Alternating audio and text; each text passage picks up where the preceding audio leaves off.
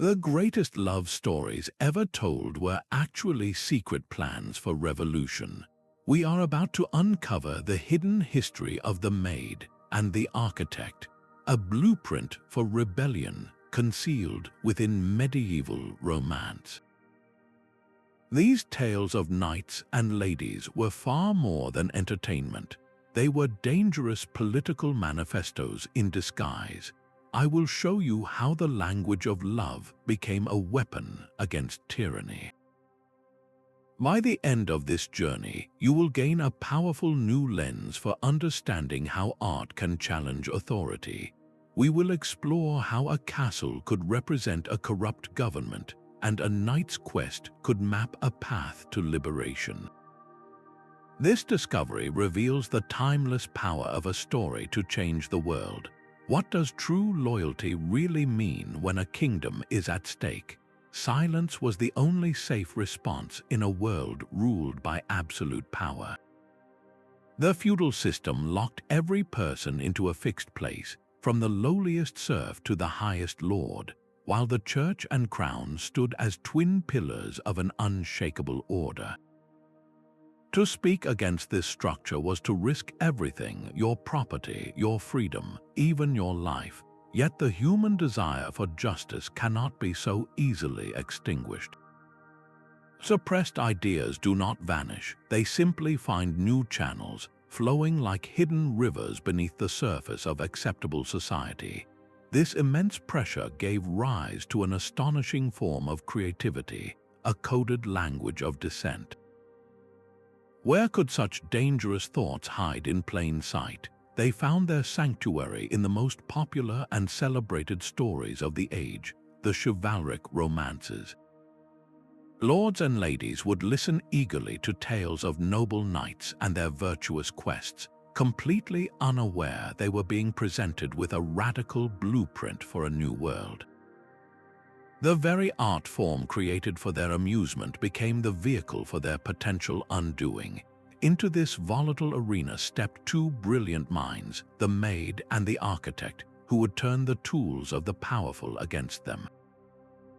This maid was far from a fragile ornament. She stood as a powerful symbol of the voiceless multitudes, embodying the collective yearning for a more just world.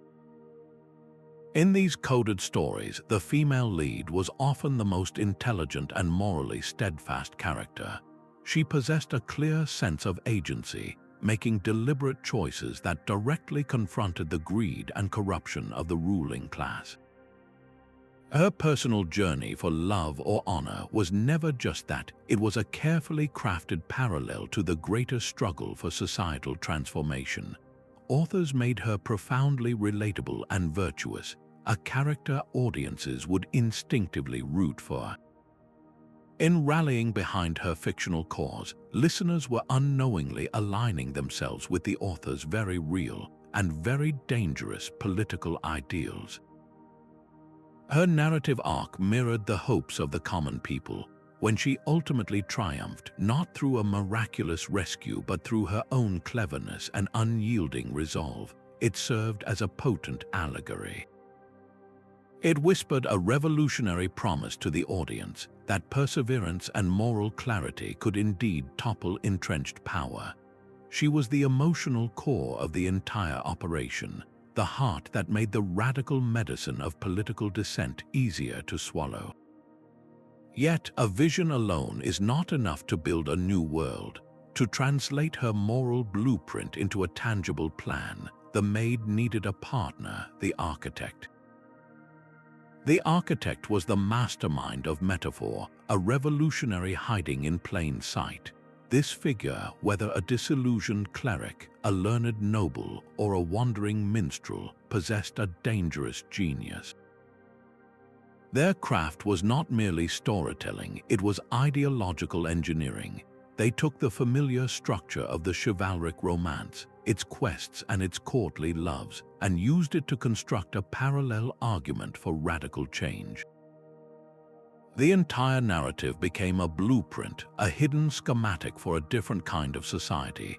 Consider the tale of a wicked king in a popular story.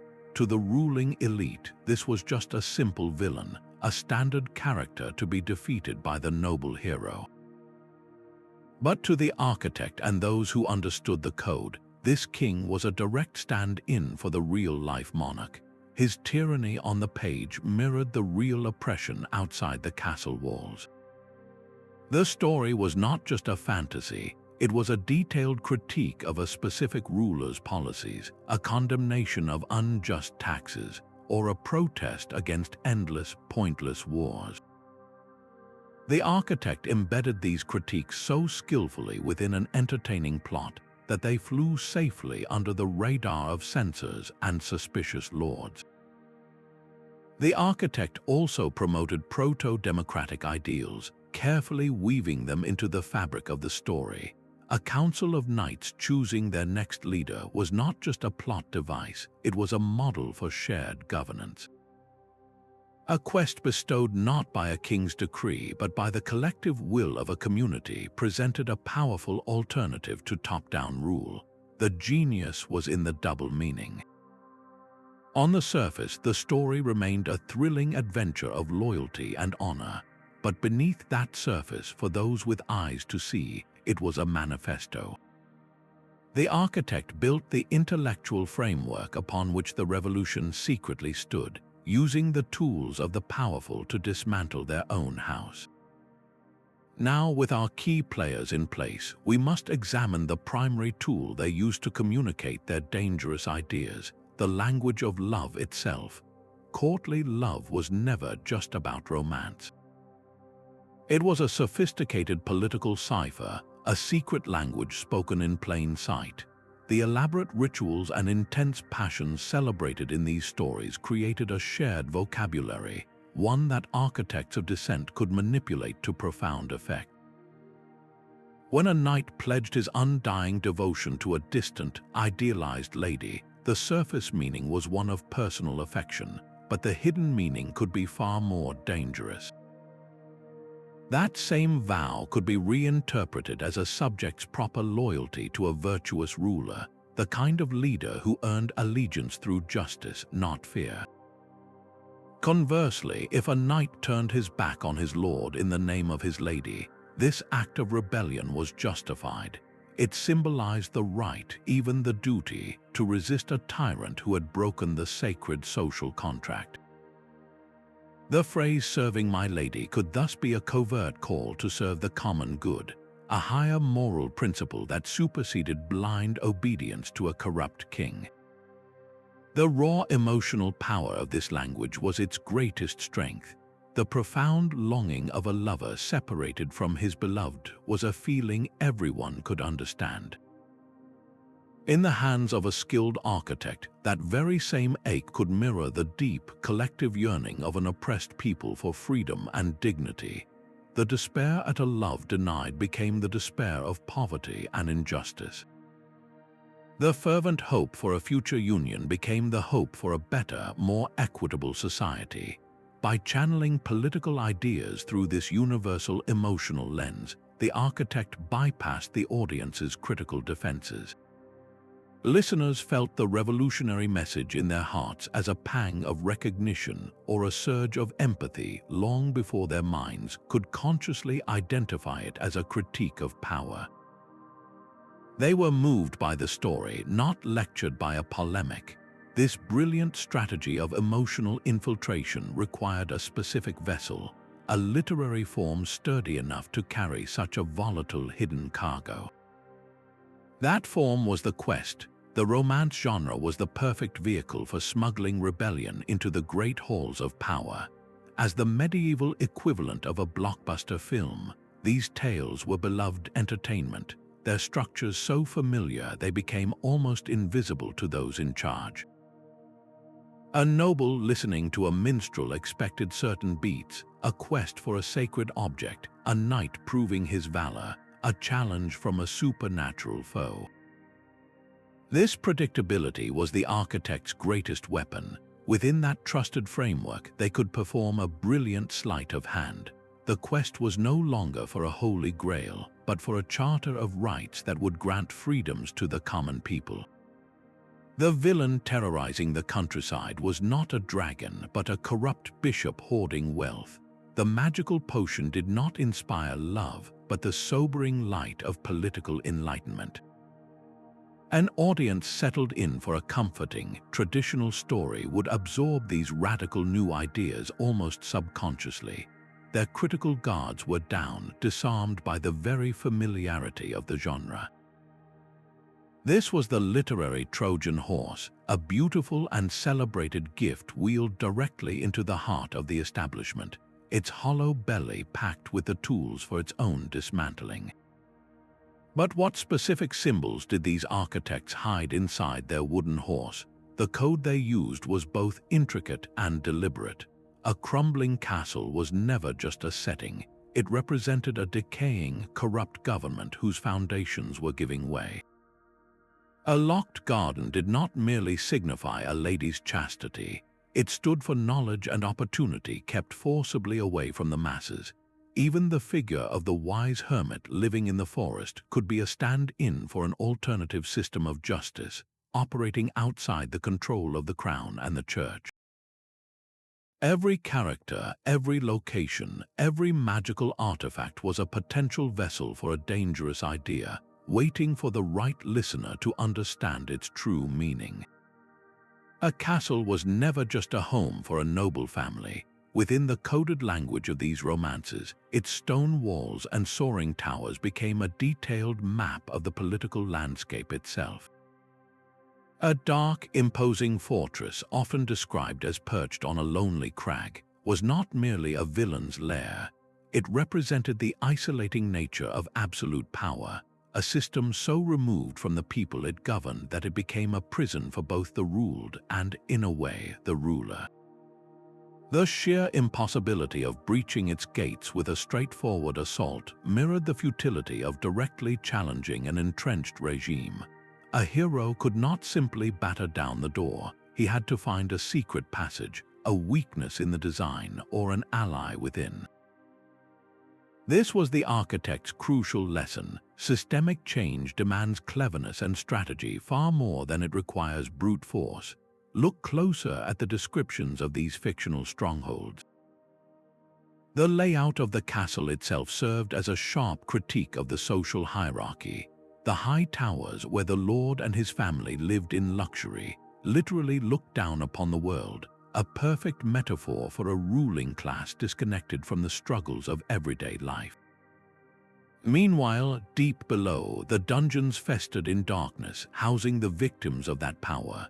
This vertical structure was a clear allegory for a society where your status was determined by your elevation, with the powerful on top and the oppressed crushed at the bottom. When a story depicted a hero navigating from the foul dungeons to the glittering halls above, it was not just an adventure, it was a symbolic journey through the entire strata of that world, exposing the brutal contrasts between them. The method of a castle's capture was equally loaded with meaning. A triumph achieved through a clever ruse, a negotiated surrender, or by winning the loyalty of the castle's own guards carried a profoundly different message than a victory won by siege engines and bloodshed. One celebrated raw power while the other championed intelligence and popular support. It suggested that a corrupt system is most vulnerable not from outside attack, but from internal decay and a loss of legitimacy. The true conquest was not of the stone, but of the hearts and minds within. This narrative pivot from force to wisdom offered a blueprint for change that was both practical and profoundly moral. Yet a castle is a static symbol, a fixed point of power. To challenge it, our heroes could not remain still. They had to embark on the most dangerous element of all, the journey itself.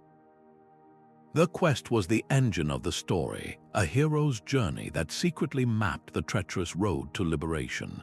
Every knight riding out from the safety of the castle was not just seeking adventure, he was embodying the revolutionary's path. The monsters he was destined to slay were not mere beasts of fantasy. The fire-breathing dragon ravaging the countryside could easily represent a greedy baron imposing cruel taxes. his fiery breath scorching the livelihoods of the peasantry. The treacherous knight blocking a narrow mountain pass was not just a rival for glory, he was the embodiment of a corrupt official, using his petty authority to stifle progress and maintain his own power. Even the enchanted forest, with its confusing paths and deceptive mirages, mirrored the bewildering complexity of a legal system designed not for justice, but for the oppression of the common person. Each of these obstacles carried a dual meaning, thrilling the audience with surface-level peril, while subtly teaching them about the true nature of the barriers to a better life. The ultimate goal of this symbolic journey was never just a physical object. The search for the Holy Grail, a recurring theme in these tales, was rarely about a sacred cup. In the coded language of the architect, the Grail represented a perfected society, a state of grace and justice that seemed almost mythical in its elusiveness. Rescuing a maiden from a high tower was not merely an act of chivalry, it was the liberation of an entire community from the grip of a tyrant. These symbolic prizes reinforced a crucial idea that the struggle was not for personal gain but for a collective future. The sheer difficulty of the quest, with its constant setbacks and moments of despair, served a vital purpose. It taught the audience that meaningful change is never easy. It demands the perseverance to continue after a defeat, the courage to face down powerful foes, and an unwavering moral compass to avoid the temptations of corruption or the allure of a simpler, more selfish path. This narrative framework transformed the abstract concept of revolution into a heroic, tangible endeavor, making the sacrifices required feel noble and necessary. But a hero cannot face such trials empty-handed. The tools bestowed upon him, the sword and the shield, were far more than simple weapons of war. They were the essential virtues required to dismantle a corrupt system and build a new one in its place. A knight's sword gleams with the promise of raw force, but in the hands of a subversive storyteller, its edge carried a far deeper meaning. This was not a symbol of mindless violence, but of righteous power carefully applied. When a hero drew his blade solely to defend a helpless village from a marauding lord, the story reframed the entire concept of force. It was no longer a tool for oppression, but a necessary instrument for protecting the innocent and upholding a just moral order. This subtle shift in narrative was explosive in its implications. If a knight had the right, even the duty, to use his strength against a cruel and unjust ruler, then the same logic could be extended to an entire people rising against a tyrant. The sword became a metaphor for legitimate rebellion, its use justified not by a king's command, but by a higher law of justice itself. Yet, the most radical tales often went a step further, demonstrating that the sharpest weapon was not made of steel at all. In these carefully coded romances, the architect frequently allowed the sword to be overshadowed by a far more potent force, the power of words. A hero might face a seemingly invincible foe in single combat, only to win the day not by striking a blow, but by exposing the villain's lies with undeniable evidence. Another knight might resolve a bloody feud not on the battlefield, but through clever rhetoric and skilled negotiation, turning enemies into allies with nothing but the truth. These were not just satisfying plot twists, they were deliberate arguments for the supremacy of ideas over brute strength. They showed an audience living in a world defined by martial power that a well-reasoned argument could disarm an opponent more completely than any sword stroke. This narrative choice elevated the architect, the thinker, and the writer to a status equal to the legendary warrior.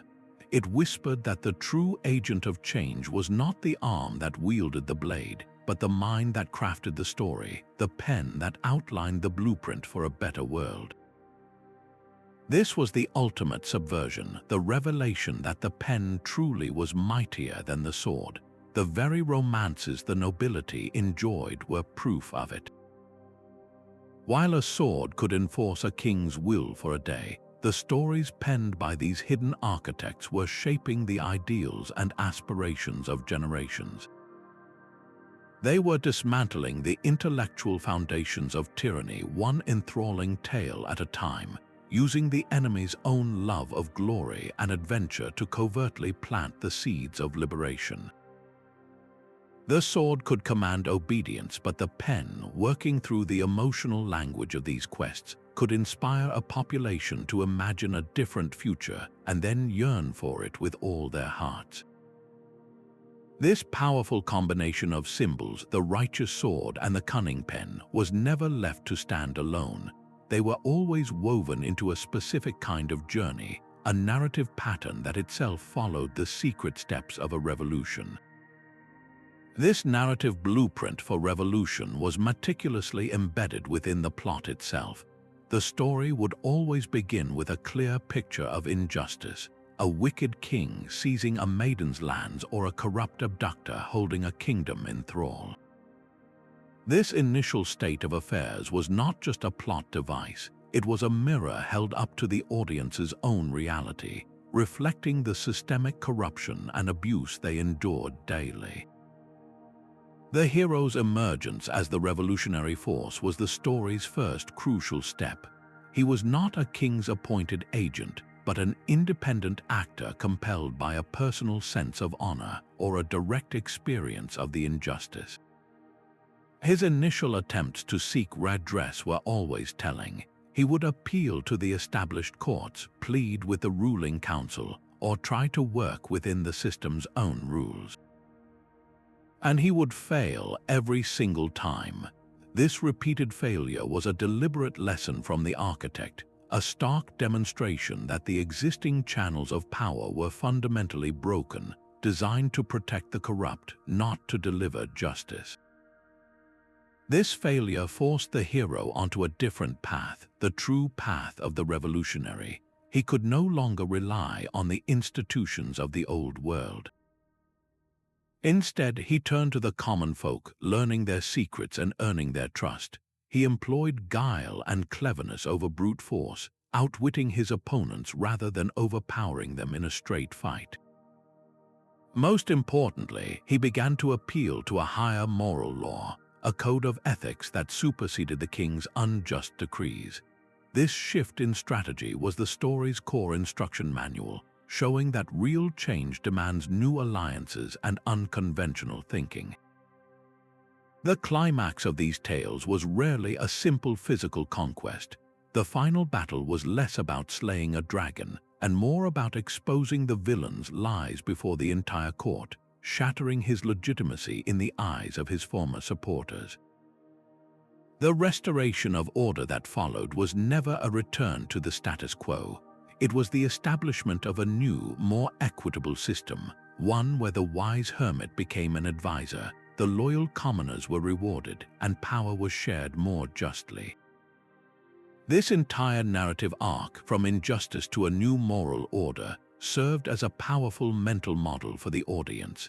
It taught them how change could and should happen, preparing them to recognize these very patterns unfolding in their own world. To see this subversive blueprint in its purest form, we must turn to one of the most enduring stories of all. The story of Tristan and Isolde has echoed through the centuries as the ultimate tale of forbidden passion. Yet beneath its tragic surface, this romance conceals a dangerous political argument. Tristan is the model vassal, a knight whose loyalty to his uncle, King Mark, should be absolute and unshakable. But the king is not the noble sovereign of legend. He is portrayed as jealous, suspicious, and easily manipulated by his scheming courtiers. His poor judgment constantly betrays the very loyalty Tristan offers so freely. The story systematically dismantles the feudal contract, showing an audience of serfs and lesser nobles that when a ruler fails in his duty to be just and wise, the obligation of his subjects begins to crumble. The central mystery of the love potion is the key to this subversion. It is not merely a magical plot device. The potion symbolizes an irresistible force that transcends man-made laws, a higher calling that could be love, personal conscience, or a new ethical code. It represents a truth so powerful it cannot be denied, one that makes the rigid demands of feudal allegiance seem hollow and unjust. By drinking the potion, Tristan and Isolde are not just falling in love, they are consciously or unconsciously choosing a new master. They pledge their lives to a principle greater than the king himself. Their subsequent defiance is not presented as simple treachery. The narrative frames their actions as a painful but necessary consequence of the king's failure. They are forced into a life of hiding and deception, not because they are wicked, but because the established power structure cannot accommodate their truth. Every secret meeting in the forest, every narrow escape from the king's wrath, served as a thrilling allegory for any individual or community operating outside the oppressive gaze of authority. For an audience living under the whim of a local lord, this story was profoundly validating. It whispered that personal integrity and a commitment to a higher justice could rightly supersede loyalty to a corrupt ruler. The tragedy of their final fate did not undo this message, it reinforced it. Their love, destroyed by the very system it defied, became a martyr for the idea that some forms of authority are not absolute. This single story, enjoyed in castles across Europe, was a quiet but persistent attack on the very foundation of the medieval world order. To see how this blueprint for dissent traveled far beyond the forests of Cornwall, we must now turn our gaze to the east, where another legendary tale used the same tools to challenge an empire. While the tale of Tristan and Isolde challenged the bonds of feudal loyalty, another story was quietly dissecting the very pillars of medieval thought. The Romance of the Rose, a sprawling French poem adored by the aristocracy, presented itself as a dreamer's quest to pluck a single, perfect rose from a heavily guarded garden. Yet this entire narrative was a grand deception, a labyrinth of ideas disguised as a simple love story. The walled garden was not merely a lady's heart, it was the entire structure of accepted knowledge protected by formidable allegorical guardians. Characters named danger, shame, and false seeming were not just emotional obstacles for the lover, they were the powerful social and religious forces that policed human behavior and suppressed free inquiry. The true revolutionary in this tale was the character Reason, a formidable female figure who delivers long, astonishingly bold speeches. She directly challenges the doctrines of the Church, questions the nature of love itself, and advocates for a philosophy grounded in logic rather than blind faith. By placing these radical arguments in the mouth of a character within a popular romance, the authors performed a masterstroke.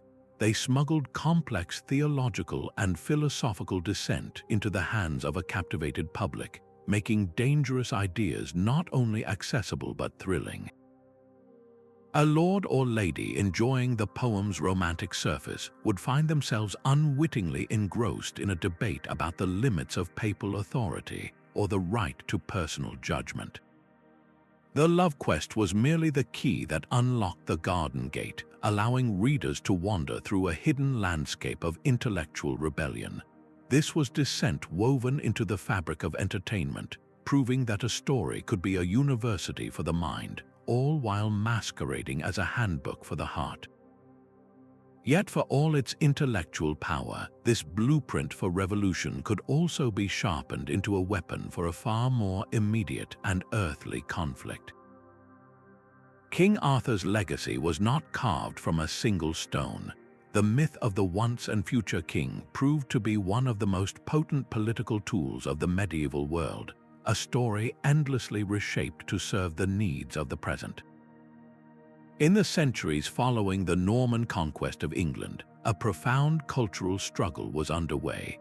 The new Norman aristocracy spoke French and imposed their laws, while the conquered Anglo-Saxon population clung to their own traditions and heroes. It was in this crucible of subjugation that the Arthurian legends were forged into a weapon of national identity. The figure of Arthur was resurrected not merely as a king of fantasy, but as a symbol of a lost native sovereignty. He represented a time when Britons ruled themselves, a golden age of justice that stood in stark opposition to the foreign domination of the present. Tales of his glorious court at Camelot and his epic battles against invading Saxon hordes were not just thrilling history, they were a direct and powerful commentary on contemporary politics. Every telling of Arthur's victories stoked a quiet but persistent fire of nationalist sentiment, a collective yearning to once again be the masters of their own land. This was more than nostalgia, it was a revolutionary desire for self-determination, carefully nurtured through the most popular stories of the age. The very structure of Arthur's power offered a radical alternative. The Knights of the Round Table presented a vision of governance that broke from the rigid feudal reality. Their famous table, a perfect circle, was a profound symbol of equality. No knight, regardless of his birth, could claim the head of the table, for the circle had no head. This was a stark contrast to the strict hereditary hierarchy enforced by the Normans, where a man's position was determined by his bloodline, not his merit or virtue. In Arthur's court, a knight earned his place through his courage, his loyalty, and his adherence to a shared code of chivalry. Their collective decision-making, debating great matters of state as peers, modeled a consultative form of rule that must have seemed like a distant dream to a people living under the absolute power of a foreign elite. This fictional court became a blueprint for a different kind of society, one built on shared principles rather than brute conquest. By rallying around this shared cultural hero, a disparate and oppressed population could forge a powerful collective identity. The stories created a sense of shared history and a common purpose, essential ingredients for any movement that seeks to challenge the status quo. The transmission of these ideas was as crucial as their creation. Minstrels and storytellers became the unsung heroes of this cultural resistance, carrying the coded message of Arthur from town to town, great hall to great hall. They were the ones who kept the hope of a native king alive, whispering through their art that a better, more just Britain was not just a memory, but a destiny waiting to be reclaimed. This collective dreaming, fueled by epic romance, demonstrates the ultimate power of a story. It can unite a people and give them the courage to imagine a different future. A lone minstrel carrying a lute was far more than a simple entertainer. He was a walking, breathing library of sedition.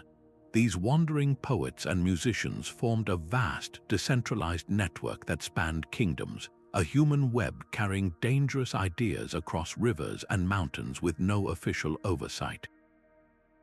Without a printing press to mass-produce their words, the architects of dissent relied entirely on this oral tradition. A single manuscript, carefully crafted in a secluded monastery or a sympathetic noble's estate, would be entrusted to a trusted performer. That minstrel would then commit the entire work to memory, not just the words but the rhythm, the cadence, and the emotional inflections that gave the hidden message its power. As he traveled, performing in a crowded great hall one night and a bustling town square the next, the story would be passed from his memory directly into the ears and hearts of his listeners. This was a distribution system that left no paper trail for authorities to trace or burn. The minstrel was the vital, living link between the architect's quiet study and the world, a co-conspirator in the grandest sense. His performance was an act of interpretation, a subtle pause before a character's name, a knowing glance shared with a particular listener in the crowd, or a slight change in tone when describing a corrupt official. These were the tools of his trade. He could emphasize a line about a crumbling castle wall, letting the metaphor for a failing government land with extra weight. He could adapt a story on the fly, changing the name of a villainous baron to sound suspiciously similar to the local lord who was currently imposing a harsh new tax. This fluidity made the message infinitely adaptable and terrifyingly relevant. A story composed in France could be tweaked ever so slightly to resonate with the specific grievances of peasants in Germany or Italy, all while maintaining its core revolutionary blueprint. The authorities, of course, were not fools. They understood the power of a compelling story. Kings and bishops employed their own censors and spies, men tasked with listening for any whisper of treason in song or poem.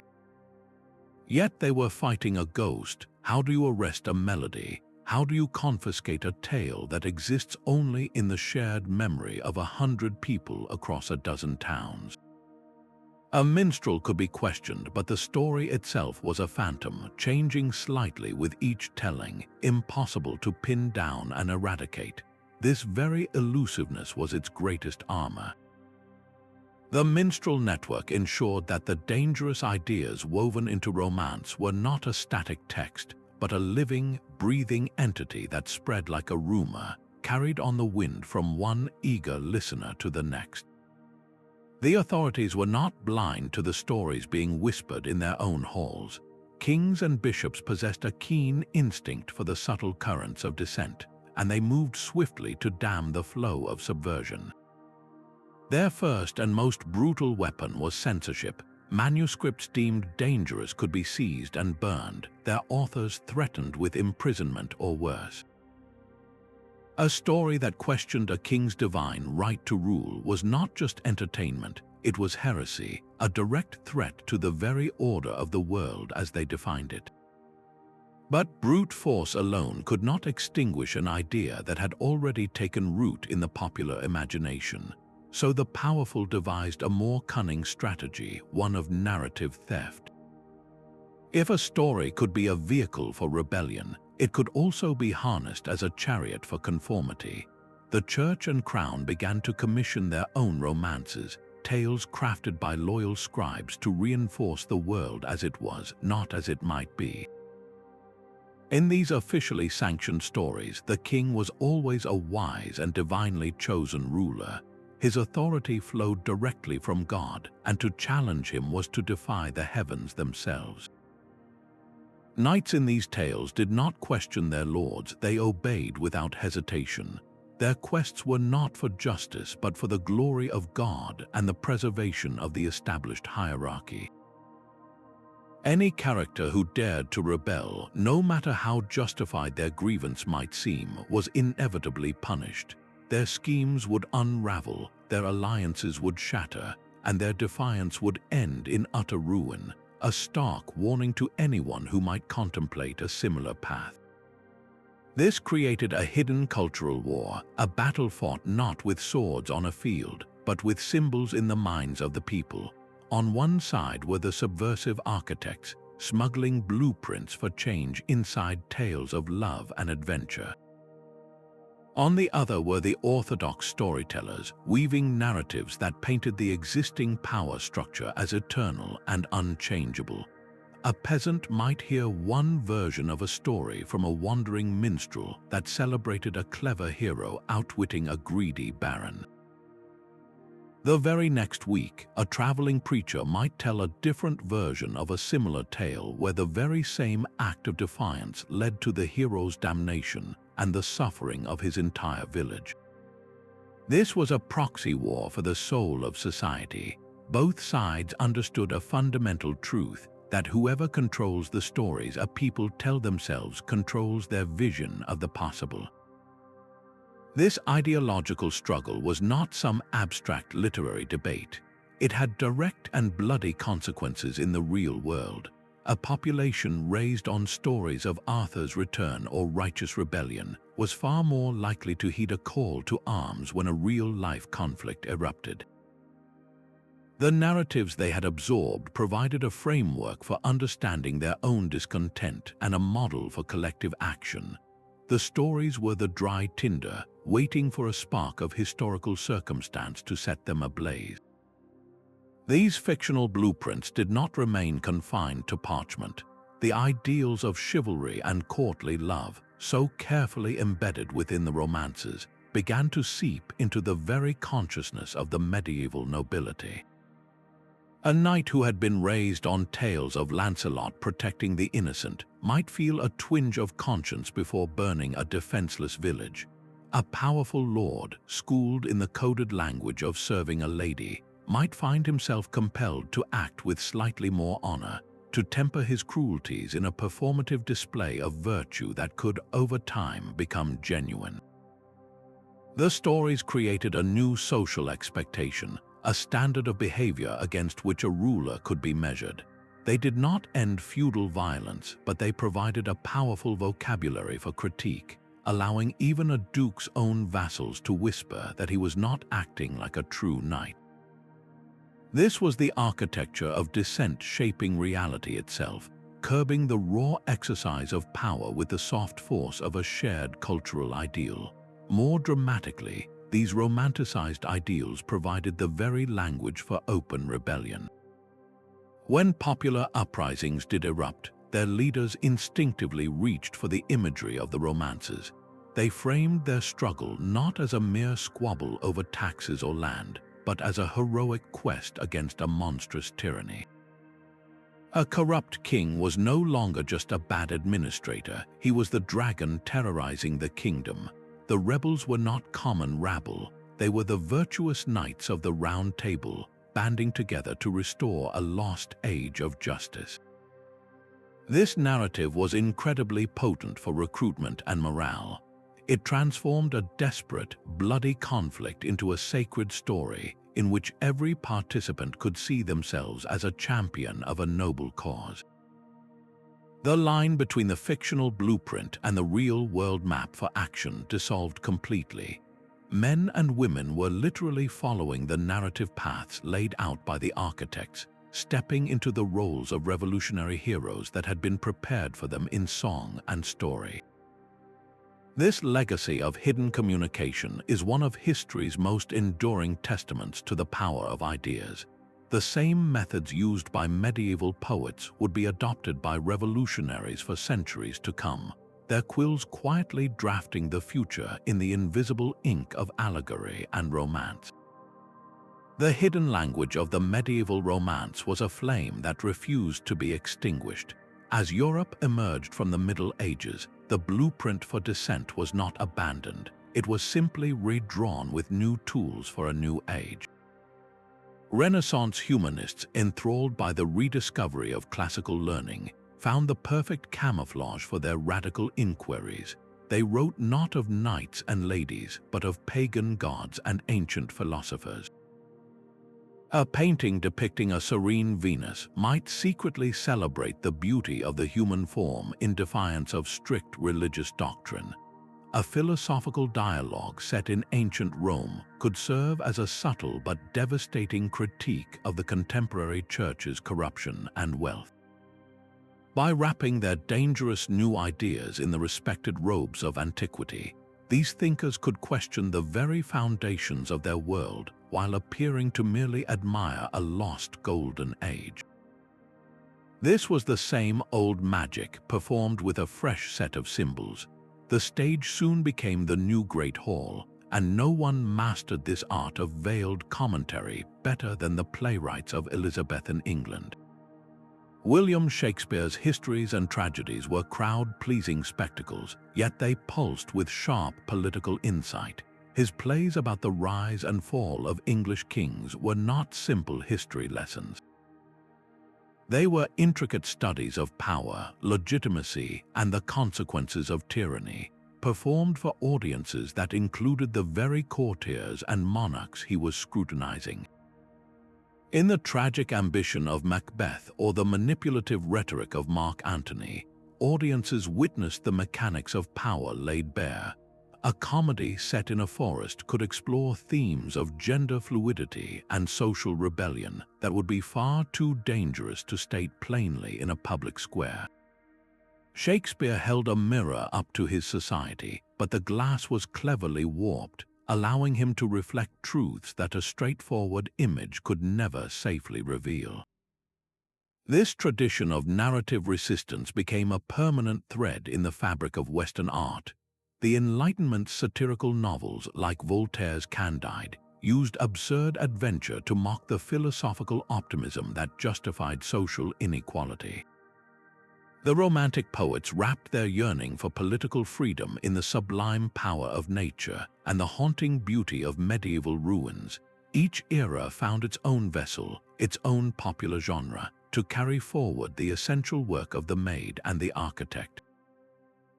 In our own time, we see this legacy alive and well in the blockbusters that dominate our culture. Science fiction is rarely just about the future. It is a powerful lens for examining the present. A story about an oppressive galactic empire can be a direct commentary on contemporary geopolitics. A dystopian narrative about environmental collapse forces us to confront the consequences of our own inaction. Even modern superhero stories function as complex modern myths, exploring themes of power, responsibility, and justice in a world that often feels just as chaotic and uncertain as any medieval kingdom. The X-Men are not merely mutants with extraordinary abilities. They are an allegory for any marginalized group struggling for acceptance in a hostile society. These genres provide the same protective distance that the chivalric romance once offered, allowing creators to tackle the most sensitive and divisive issues of our day under the safe and disarming guise of pure entertainment.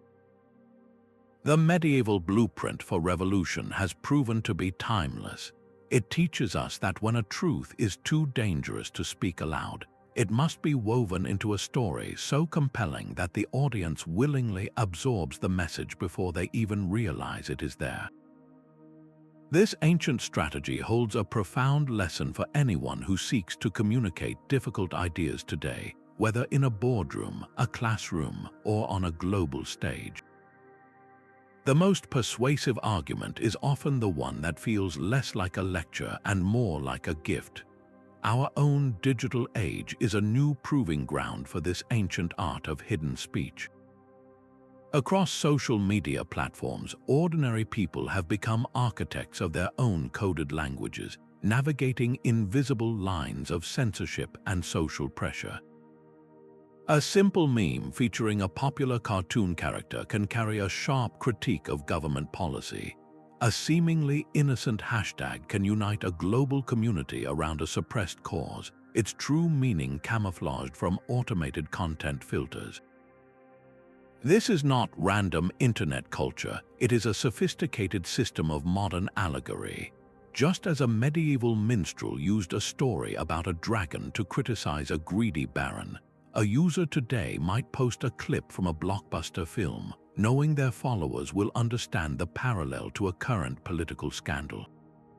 The viral video is the new minstrel song, traveling at the speed of light across digital networks instead of dusty footpaths. The core human impulse remains unchanged. The need to share dangerous ideas demands a safe vessel. We instinctively wrap our revolutions in attractive, shareable packages because a lesson wrapped in a story or a protest hidden inside a joke is a lesson that gets remembered and repeated. This history empowers us not just as viewers of the past, but as critical consumers of the media that floods our lives today. When you recognize the blueprint, you can no longer be a passive consumer of the story. Detecting a hidden blueprint begins with a single, powerful question. Why was this story told in this particular way at this exact moment in history? To answer that, you must first step into the world of its creation. Every story is a product of its time, a reaction to the unspoken pressures and unacknowledged truths of its era. Before you even analyze the plot, investigate the context. What was the dominant political power and who was challenging it? What social injustices were simmering beneath a facade of order? A tale emerging from a period of heavy royal censorship, for instance, is far more likely to be a Trojan horse for descent than one from a time of peace and prosperity.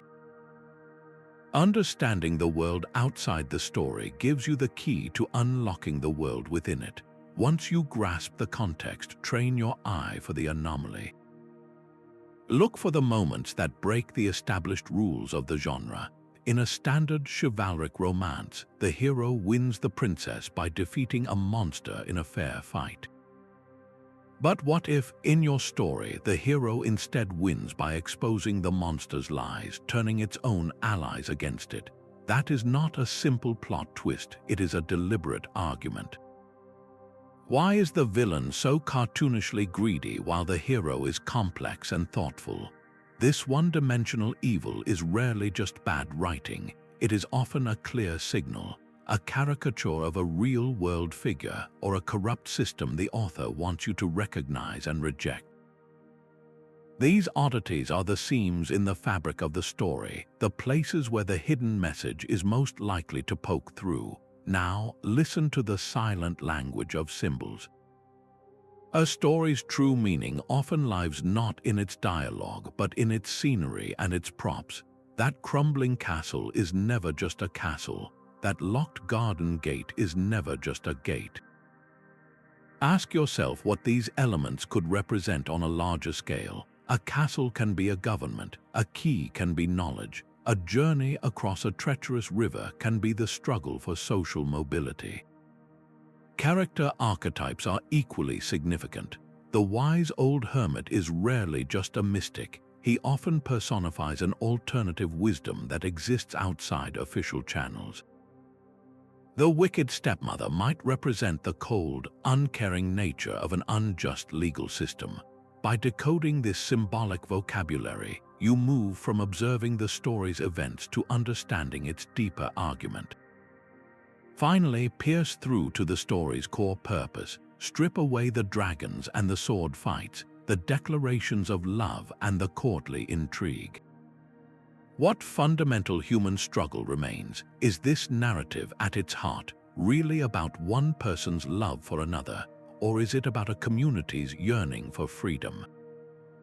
Is it about the conflict between blind loyalty and personal conscience? The most powerful hidden blueprints are always built upon these universal, enduring themes: justice, power, liberation, equality. When you can identify that core, you have found the story's soul, the reason it was crafted, and the reason it continues to resonate. This critical lens transforms you from a passive consumer into an active investigator. It allows you to see the invisible architecture supporting your favorite books, films, and games, revealing how the timeless struggle between the powerful and the people is still being waged, not on battlefields, but in the stories we tell ourselves. These two timeless roles form the bedrock of persuasive storytelling across the ages. The maid is far more than a character. She is the embodiment of the moral imperative. She represents the compelling cause, the undeniable truth, the vision of a better world that makes sacrifice seem not only necessary but noble. Her power lies in her ability to inspire action, to give a face and a heart to an abstract ideal like justice or freedom. She is the emotional anchor, the reason to fight. The architect, in contrast, is the master of method. This is the strategist, the thinker, the one who designs the intricate blueprint to make the maid's vision a reality. Where the maid provides the why, the architect meticulously plots the how.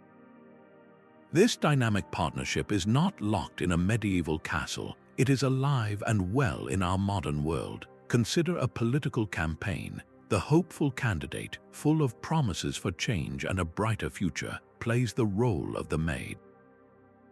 Their campaign manager, crafting the messaging, planning the rallies, and targeting the voters, is the architect. Together, they build a narrative designed to win not just an election, but the hearts and minds of the people. This same structure fuels our most popular films. In a heist movie, the charismatic leader who assembles the crew represents the maid's vision, while the quiet genius who designs the impossible security breach is the architect. In a superhero story, the hero who stands for truth and justice is the maid. while the tech wizard in the cave who builds the suits and gadgets is the architect. Recognizing these archetypes gives us a powerful lens for deconstructing the stories that shape our world. Every ideology, every movement, every major brand that seeks to influence us utilizes some version of this foundational pair. One provides the soul, the other the system. This is the core machinery of persuasive narrative, a tool of immense power that carries no inherent moral alignment. It can be wielded for profound liberation, giving voice to the oppressed and mapping a path out of tyranny. Yet this very same tool can be harnessed for control, building narratives that justify oppression and manufacture consent for the powerful.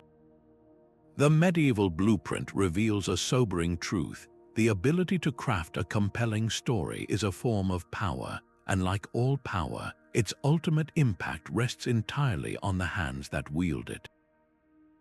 This hidden power is a double-edged sword, its blade sharpened by intention. The very methods that allowed a medieval poet to challenge a tyrant can be used with equal skill to deceive and divide. For the voiceless, this covert language is a shield, the only way to whisper truths that would be shouted down by the powerful. It is a tool for survival, allowing persecuted groups to preserve their culture and ideals in plain sight, hidden within the music and stories their oppressors might even enjoy. These narratives can carry life-saving knowledge, from forbidden medical advice to coded escape routes, all disguised as simple folklore. This is the noble use of the blueprint, a weapon of the weak turned against the strong. Yet, that same blueprint can be inverted to build prisons for the mind. The identical techniques of emotional engagement, symbolic coding, and narrative embedding are perfectly suited for propaganda and hate. A modern conspiracy theory does not present itself as a dry political manifesto. It wraps its corrosive claims in the compelling cloth of a detective story, inviting you to become the hero who uncovers the truth. It uses the archetypes of the maiden in distress and the evil architect to paint a picture of a world under threat from a shadowy other. This is the dark mirror of the revolutionary romance, a story designed not to liberate, but to enslave its audience with fear and suspicion. The crucial difference lies not in the method, but in the message and its ultimate goal. Is the hidden idea advocating for human dignity, for expanding rights and compassion? Or is it arguing for the exclusion or persecution of a group, for the concentration of power in the hands of a few? One blueprint builds a more just world, the other designs a fortress of bigotry. This historical legacy places a profound responsibility upon all of us. We are no longer just an audience for these stories, we are all potential architects. Every time we share a meme, craft a social media post, or even tell a family anecdote, we are wielding this ancient tool. The question becomes, what hidden blueprint are we inadvertently endorsing or helping to construct? Are we spreading narratives that heal and unite, or those that corrode and divide? Understanding this history compels us to become not only more critical consumers of the media we ingest, but more ethical creators of the stories we put into the world. We must always ask what seeds we are planting in the fertile soil of human imagination. Every story's true power is unlocked not by its creator, but by its audience. A coded romance could lie dormant for generations, a beautiful but harmless tale, until a listener heard a specific line about a crumbling wall and felt a jolt of recognition. The architect provided the cipher, but the people had to choose to use it. They gathered in taverns and market squares after a minstrel's performance, not just to praise the singing, but to debate the story's deeper message. Was the greedy dragon a stand-in for their own lord's tax collector? Did the hero's clever victory suggest a new strategy for their own grievances? In these conversations, the audience was not passively absorbing a lesson. they were actively collaborating with the author to complete the story's true purpose. This collective act of interpretation transformed a private thought into a public sentiment, a shared secret that bound a community together with the invisible threads of a common understanding. The meaning of the text was never fixed on the parchment. It was fluid, living and breathing in the minds of those who received it. This ancient dynamic reveals our own profound responsibility as consumers of media today. We are never just empty vessels being filled with information. We are participants in a constant, unspoken dialogue with every story we encounter. This co-creative process is perfectly illustrated by one of the most potent tools in the architect's kit, the literary device of irony. Irony became a razor-sharp tool in the hands of a skilled architect, wielded through a narrator who could not be trusted. Imagine a story told by a fawning courtier, his voice dripping with exaggerated praise for his king's wisdom and strength. On the surface, this seems like a straightforward celebration of power, but the architect deliberately makes this narrator a fool, his flattery so over the top and obsequious that it becomes transparent. He might describe the king's new, lavish crown as a necessary burden, or frame a cruel decision as an act of profound mercy. The audience listening to this sycophant is not meant to agree with him, they are meant to see right through him. His excessive praise does not build up the king, it accidentally reveals the king's deep vanity and insecurity.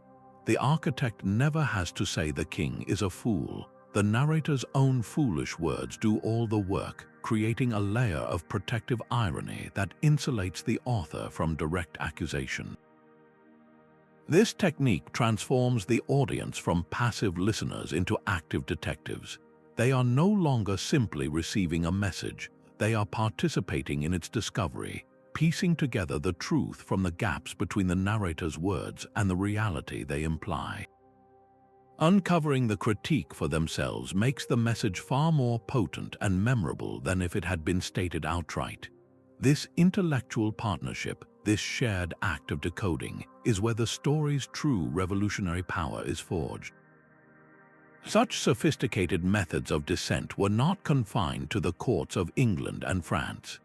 This literary resistance was never a European monopoly. Across the globe, in cultures separated by vast oceans and towering mountain ranges, storytellers were perfecting the same art of secret speech. The human desire to challenge authority, it seems, is a universal constant, and the need to disguise that challenge in compelling narrative is its natural companion. Consider the Arabic literary tradition of the Maqamat. These tales, composed in dazzling rhymed prose, followed the exploits of a clever, often roguish protagonist who lived by his wits. On the surface, they were thrilling adventures celebrated for their linguistic artistry, but just beneath that surface, they functioned as sharp social satire. The roguish hero, constantly outsmarting pompous judges, greedy merchants, and hypocritical scholars, was a direct critique of the powerful elite. His clever deceptions were not just for personal gain, they exposed the greed and foolishness of those who held societal power. This was dissent delivered with a smile, a critique so beautifully wrapped in poetic language that the ruling class often failed to recognize they were the ones being mocked. Far to the east, in China, another masterpiece of coded rebellion took shape. The epic novel Water Margin told the sprawling story of 108 outlaws who formed a bandit army in the Liangshan Marsh. To the imperial censors, this was a simple adventure story, but to the common people, these bandits were folk heroes. They were not common criminals, they were portrayed as righteous men driven to rebellion by a corrupt and unjust government. Each character had been wronged by a specific official abuse, from unfair taxation to judicial murder. Their community in the marsh was a utopian alternative to the imperial court, a society based on brotherhood and loyalty rather than birth and bribery. Water Margin was not just a story, It was a detailed allegory for righteous rebellion, a manual for how honorable men might be forced to operate outside a corrupt system to achieve a higher form of justice. This same pattern emerged in the sophisticated theaters of Japan. Kabuki and no plays set in the distant past or in mythical realms were never mere historical reenactments. They were carefully crafted mirrors for the present. A play about a samurai's conflict with a shogun from centuries ago could be a thinly veiled commentary on the policies of the current ruling shogunate. By using historical allegory, playwrights could explore the most sensitive political issues of their day, critiquing the powerful without ever speaking their names directly. The audience, understanding the code, would leave the theater not just entertained but politically enlightened, their shared understanding of contemporary injustices validated and strengthened. This global chorus of hidden narratives reveals a profound truth. The dynamic of the Maid and the Architect is not a unique product of medieval Europe. It is a universal human response to censorship and control. From the rhymed prose of the Middle East to the epic bandit sagas of China and the symbolic stages of Japan, every culture that has faced oppression has developed its own unique literary technology for change. The specific symbols change: a rogue instead of a knight, a marshland fortress instead of a castle, but the core blueprint remains identical. A compelling story that smuggles a dangerous idea past the guards of power and into the hearts of the people.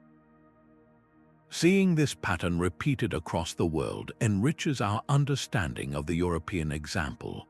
It was not an anomaly, but part of a grand, global tradition of intellectual resistance. This shared human ingenuity in the face of control brings us to the final, and perhaps most crucial part of our journey, the need to consolidate the core principles we have uncovered.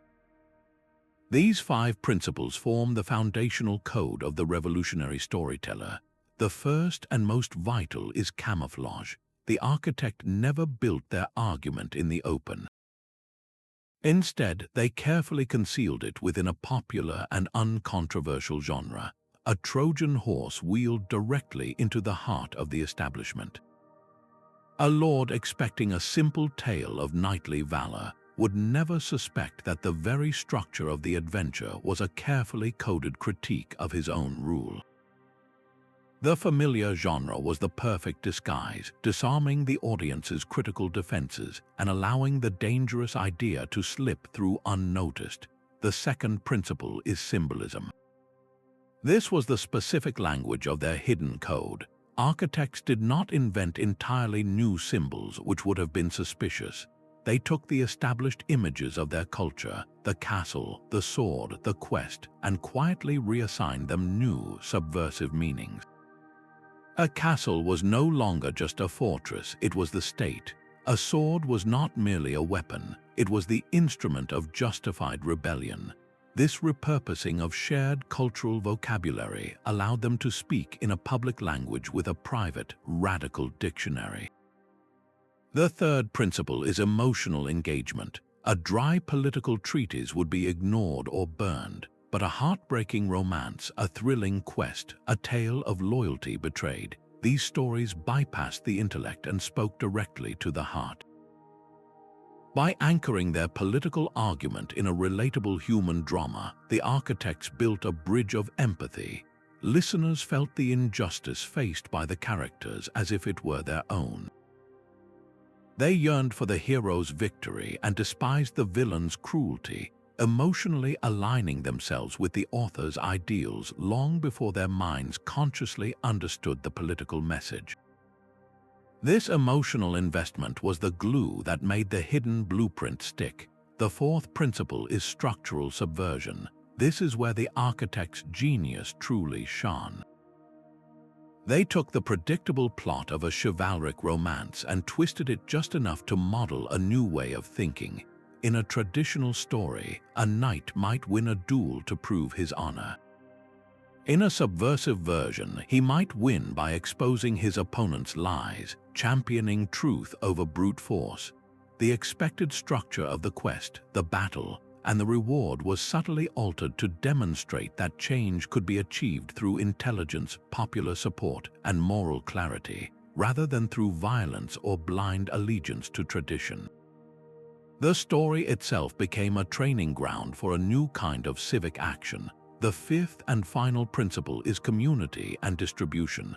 A blueprint locked in a tower is useless. The message needed to travel, and for that, the architect relied on a living network. The minstrel performing in the great hall, the merchant sharing a tale in a tavern, the family repeating a story by the hearth. These people were the vital circulatory system for these revolutionary ideas. They were the co-conspirators who carried the coded message across kingdoms, adapting it for local audiences and ensuring it could never be fully erased by any single act of censorship. This timeless toolkit, refined in the fires of medieval oppression, is far more than a historical curiosity. It is a testament to the enduring power of strategic storytelling, a set of instructions for how to make a dangerous idea not only heard but felt and remembered. This ancient code now challenges us to look at our own world with new eyes. The medieval architect's toolkit has been supercharged by digital fire.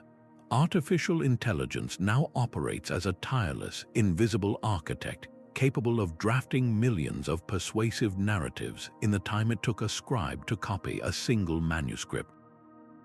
These are not simple spam emails. They are sophisticated, emotionally resonant stories tailored to exploit our deepest biases and fears.